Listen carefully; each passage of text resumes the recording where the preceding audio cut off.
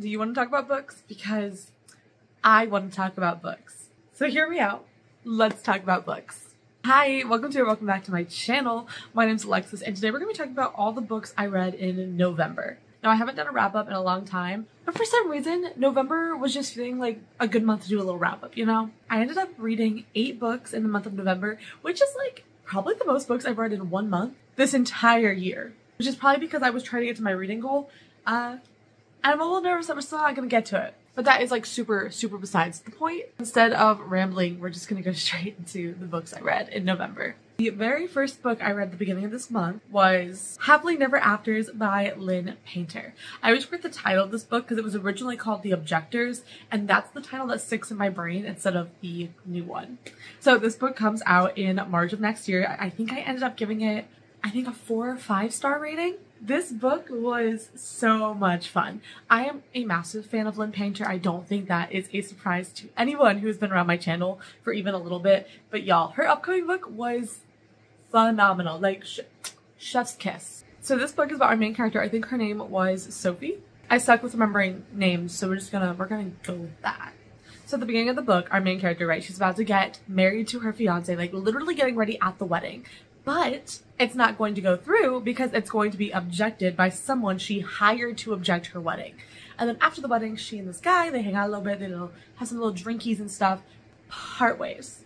However, they end up getting in contact again because Sophie low-key joins his wedding objecting business. Cutie guy here, a cutie girl here, and he objects weddings as like a side hustle, and she kind of joins in with him objecting weddings. This book was so fun and so cute, and it has like the perfect Lynn Painter charm to it. If you are a fan of Lynn Painter's books, you're really gonna like this book. It is such a unique premise with the whole like objecting wedding situation, and then you also have a female main character who does not believe in love, like truly, like not in like a jaded like edgy way, like she truly doesn't believe in falling in love and being in love and that she will ever find that for herself. And it's a dual POV. It has some spice, it is funny, it's quirky, and honestly just pre-order this book if any of that sounds good to you, because I promise you, you will not regret it. The second book I read in November was On Cloud 9 by Kels and Denise Stone. This is book 3 in their Perks and Benefits series, and I just want to say thank you so much to them because they provided me with an e-arc of this book. And y'all, I could scream forever about Kels and Denise Stone. They are amazing. This is the second book I've read by them. This is the second book I have read by them. And I still need to read another book from this series called Our Scorching Summer. But this one is perfect for this time of year. It is Thanksgiving and Christmas and snow. Like, I really enjoyed it. It is a marriage of convenience, fake dating trope stitch. Essentially, our main character is about to get married to this really crappy guy so she can inherit her family fortune.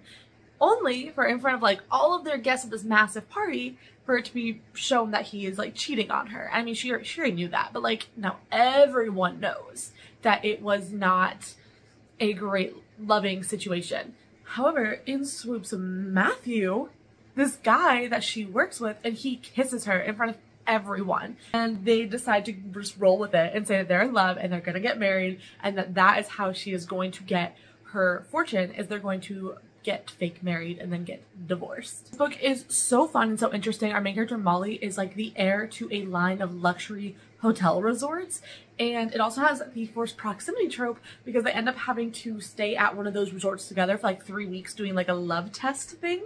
Spicy and delicious with character growth and dual POV. It's also one of the first age gap books I've ever read, but I felt like it was just done really well, and honestly it kind of makes me feel like maybe I'd want to read more age gap books in the future. It has everything, and I really feel like if you like a spicy romance moment, you're going to enjoy this book. Then the next book I read was The American Roommate Experiment by Elena Armaz, and y'all, I'm happy to report that I really liked this. A little fun fact about me is that I did not like the Spanish love deception, like, at all. Actually, my very first YouTube video ever, like if you go all the way back in my channel, it is my least favorite books of 2022, and I rant about the Spanish love deception in that video for like 10 minutes, I swear. I really did not like that book. So I was a little nervous to give Elena Armaz another try, but I wanted to understand, you know, like I wanted to see what the love and hype was about. So I picked this up on audiobook, and I also read along physically while I read the audiobook, and y'all, you know what? I'm happy to say that I like this. I did. I really liked it. I think I ended up giving it a 4-star.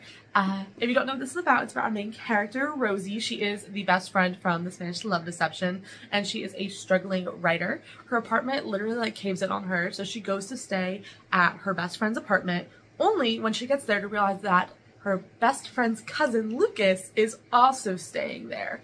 So it's a little forced proximity moment, and it also has the practice dating trope situation. She's a romance writer and she's really struggling for inspiration, so Lucas offers to take her out on like practice dates to try to get like the romance inspiration vibes flowing again. It's so cute, and there's so much like domestic cute moments of them living together, and it just fills my heart. Also like perfect slow burn. If you're a fan of slow burn, I felt like this was perfect for the slow burn girls. It wasn't too slow, but it was just slow enough. And it is dual POV, set in New York City. It was so cute, and I'm really happy that I gave Elena Armaz another try. Next, I have One of Us is Back by Karen M. McManus. This is the third and final book in the Bayview series by this author. I first read One of Us is Lying back when I was quite literally in 8th grade. It was the summer before I started high school, and I can so vividly remember reading that book. So it feels so surreal to be like 20 years old now and I'm reading this book and getting to see all these characters' lives so many years later. I also tandem read this with the audiobook, and I greatly enjoyed it. I actually reread book 2 pretty recently in preparation for going into this one, and it was worth it. This book was so worth it. If you like the first book, I highly would recommend continuing on to books 2 and 3. I'm not going to talk too much about what happens in this book because I don't want to spoil anyone who has only read the first couple books, but I will just say I really love this. It's so comforting to read a book and get to see all these characters that you've met before that have meant a lot to you come back. I'm not even gonna say who because I don't want to spoil like anything for anyone in case you haven't read the first 2, as I have mentioned, but there are just some scenes in this book where I was just like, it felt so homey and special and amazing. I ended up giving this book I think 4 stars. I really enjoyed it. I don't feel like this is going to be shocking. I feel like most people are going to have this on their November wrap-up, but here I have Iron Flame by Rebecca Yarros. I probably won't talk too much about this book here, but if you are interested, I did like a 30-minute long, super spoilery reading vlog. So if you've read the book and you want to chat spoilers, hit the link wherever it'll pop up, I swear, and you can look at that there. But I will just say, I think I ended up giving this a 3.5 stars. I did enjoy Fourth Wing more, but I didn't dislike this. It just took me a really long time to get through, and it was just very dense. I felt like at times I was getting kind of bored. It felt like there were these moments of intrigue, and then I would just get bored again. It was kind of this roller coaster of like, something interesting, I'm bored. And just, you know, as a roller coaster goes, back up and down, up and down, up and down. Overall, I did enjoy it. I'm interested to see what's gonna happen in the next book in the series, but I'm also apprehensive. I just feel like it's gonna be a really long time before we find out more about this universe. So I am glad I read it, but I am also scared for the future of this series, to say the least. Then after Iron Flame, because that was a dense, hefty fantasy, we went straight back to the romance. So the rest of the books are romance, and the next one was The Reunion by Kayla Olson.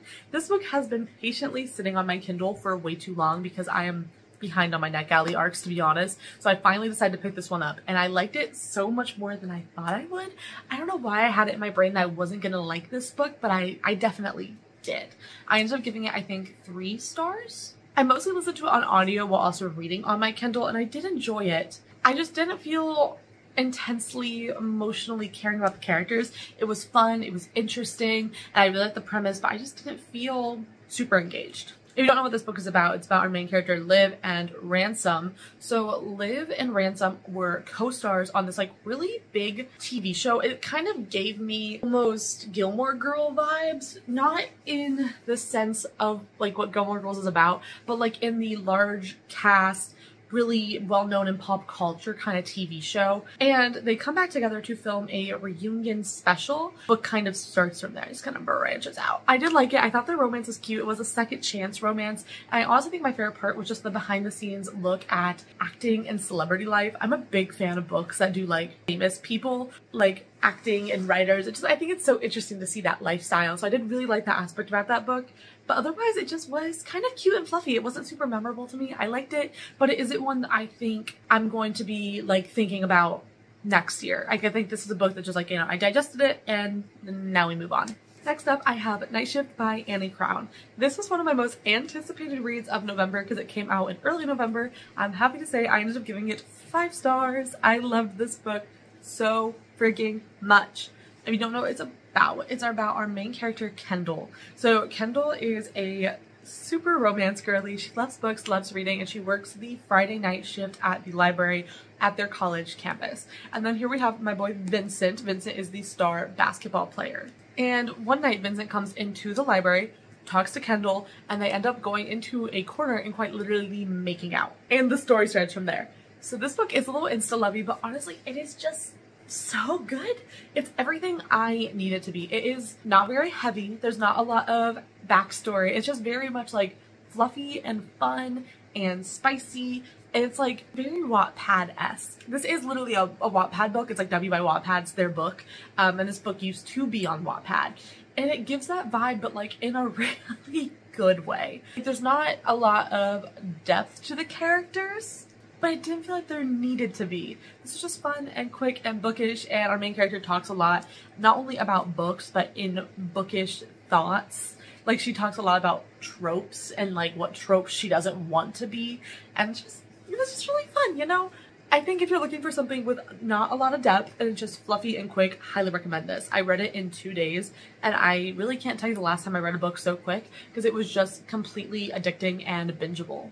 And the final book that I read in November was Better Hate Than Ever by Chloe Liese. I finished this quite literally last night and I ended up giving it 3 stars. This is the second book in the, I think it's Bergmont Sister series. It's a trilogy of books following 3 sisters. And I don't think I like this one quite as much as the first one. My feelings are kind of mixed. So this one is enemies to lovers and also childhood neighbors to lovers.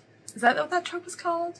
It's about our main characters, Kate and Christopher, and like I said, they're childhood neighbors and enemies. She is the youngest of the sisters, and he is a only child who lost his parents many years ago, so he lives completely alone next door to the very loud and very active Bergmont family. See, I didn't really enjoy the first chunk of this book because I felt like their bickering and stuff just wasn't entertaining to me, and I did not really enjoy it when they were enemies. But when the enemies to lovering started lovering, then I was like, ooh, because when they got together, it was so good and the tension was amazing and I really enjoyed their relationship together.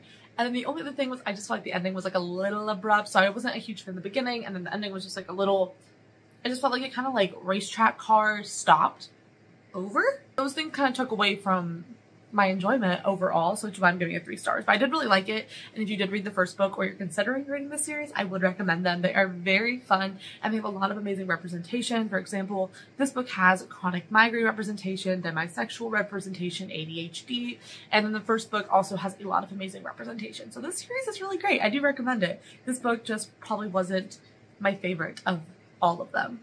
With that being said, those are all the books I read in November. I'm ending the month off reading Powerless by Lauren Roberts. I don't think I'm going to be able to finish this before December starts, since there's not very much time left, but I'm including this here in case I'm delusional and actually do somehow finish it. But this is what I'm currently reading, and this may or may not end up going into my November as well. Anyways, if you made it this far, I just want to say thank you so much for watching. Thanks for talking books with me. I am genuinely just so happy you're here. I love talking about books, so if you've read any of these, want to read any of these, feel free to comment below, or you can message me on Instagram. This is my handle, as per usual. Thank you so much. I hope you're doing amazing, and I look forward to seeing you next Monday. Bye!